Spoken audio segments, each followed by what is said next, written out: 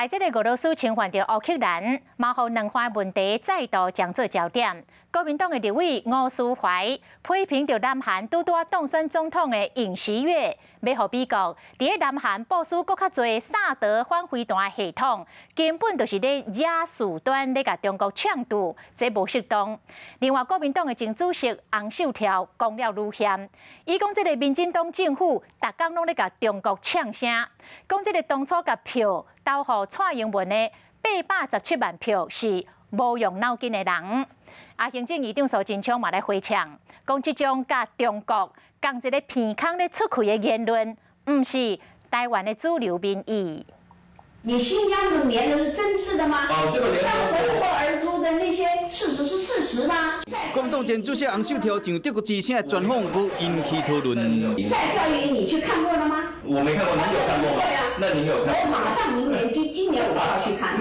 一问到蔡英文是817万票股票当选的总统，817万票，就是817万不用脑筋的人，跟他们同一鼻孔出气的言论，都不是台湾的主流民意。伊安尼讲是因为韩国党当选的新任总统尹锡悦的政绩主张，国民党的立委吴思怀嘛安尼评论。太急躁了，刚当选就那么明白表态，亲美日。我要萨德要如何，还要加强，对这中国大陆呢，就是一种挑衅了。我觉得是不太恰当的事情。民进党立委陈伟平今年吴思怀伫立法院外交国防委员会头一礼拜就逼空。吴思怀所代表的国民党的这个军系，他们对于国防是投降主义。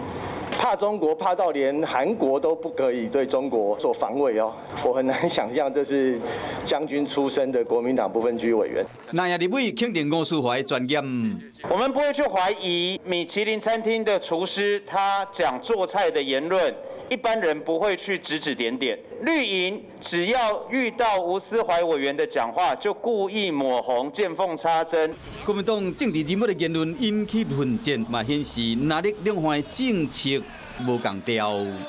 有事没事赶紧转开华视，还没有订阅华视的 YouTube 频道吗？赶紧按赞、订阅、开启小铃铛，我们华视 YouTube 见。